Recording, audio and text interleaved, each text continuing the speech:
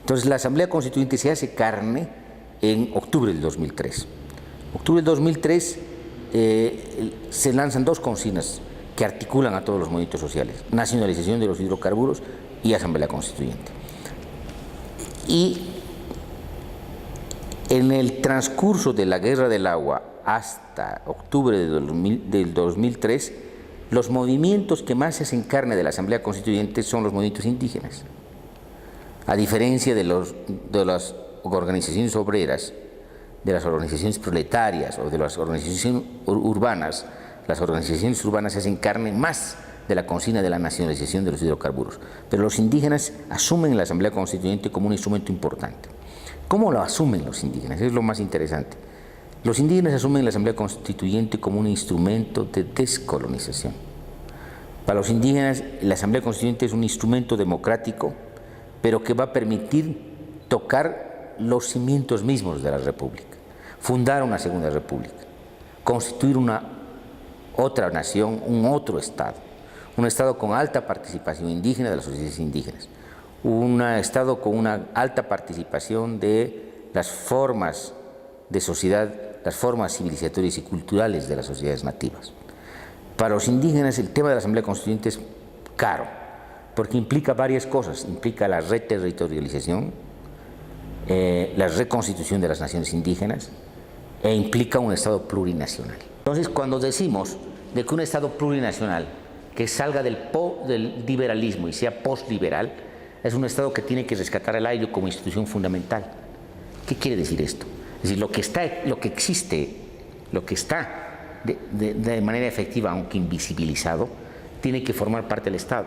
Todas las instituciones reales de la sociedad tienen que formar parte del Estado, tienen que ser la forma del nuevo Estado, y no la esquizofrenia del actual Estado boliviano. El actual Estado boliviano tiene una esquizofrenia, tiene instituciones supuestamente liberales, pero que no corresponden con una sociedad mezclada, una sociedad bigarrada, una sociedad compleja. Esa riqueza del Ayllu ha subsistido, pero de manera invisible. En la República reaparece el Ayllu, varias veces reaparece, no solamente en los levantamientos, reaparece con el levantamiento de Tupac Katari en la colonia, pero reaparece con el levantamiento de Zárate-Vilca, no solamente en los levantamientos, reaparece en todo el funcionamiento. Es decir, reaparece ahora de manera mezclada, mestiza, con las ferias. O sea, reaparece cruzándose con el mercado. Las ferias son modos de circulación de bienes, pero a través de relaciones de parentesco. Desde la comunidad más alejada hasta la ciudad más importante hay un circuito de ferias, y eso es el Ayllu. En las costumbres de las ciudades también aparece el Ayllu, en los prestes, en las fiestas, en el sincretismo católico aparece el Ayllu. Ese es el Ayllu, es la visión, el imaginario de la complementariedad. En otras palabras, la descolonización significa esto: los estados que tenemos son estados que han sido heredados no solamente de la colonia, sino que cuando se forma el sistema mundo capitalista entre centro y periferia, son estados impuestos por el sistema mundo capitalista. Es decir, son estados que sirven para la transferencia de recursos naturales de la periferia al centro. Entonces, para romper con este circuito colonial del capitalismo, es indispensable romper en sus propios cimientos, en su propia base.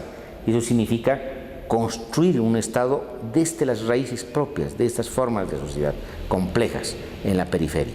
Yo creo que el gran desafío ahora de la periferia es ese: es construir estados distintos o formas de estados distintos a los que de alguna manera han sido delegados a lo largo de la modernidad por el capitalismo. Y distintos quiere decir estados postliberales, porque el problema de la periferia ha sido ese. La periferia ha entrado en luchas de liberación nacional, pero ha construido estados modernos, ha construido estados de bienestar, ha construido modelos de desarrollo, ha construido industrialismos que le han metido en su mismo circuito vicioso, un círculo vicioso del que no puede salir. Y nacionaliza sus recursos naturales, pero en la medida que el circuito del capitalismo no depende de él, entra, digamos, otra vez a la misma despojo perverso del capital. Entonces no hay forma de salir dentro del Estado capitalista o dentro de las formas de estados subalternos del capitalismo. Lo más importante es precisamente romper y quebrar todo esto. Yo creo que Bolivia está dando Ese es un gran laboratorio. Bolivia es un gran laboratorio porque en Bolivia se trata de hacer una revolución indígena, pero una revolución indígena no solamente para los bolivianos, sino para el continente.